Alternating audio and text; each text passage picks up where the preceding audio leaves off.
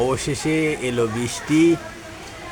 তীব্র দাবদাহের মধ্যে বৃষ্টি এলো। দেখুন বন্ধুরা, আকাশ কালো মেঘে ছেয়ে গেছে, ঝিরঝির করে বৃষ্টি পড়ছে। আজ দুপুরে প্রচুর গরম পড়েছিল, সামান্য বৃষ্টি না মনকে সতেজ করে দিল।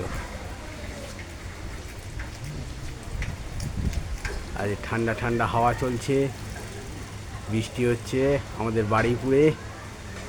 আপনারা যে যেখান থেকে দেখছেন তারা কমেন্টে জানাবেন। আজ 26শে এপ্রিল আপনাদের ওখানে বৃষ্টি হয়েছে কিনা।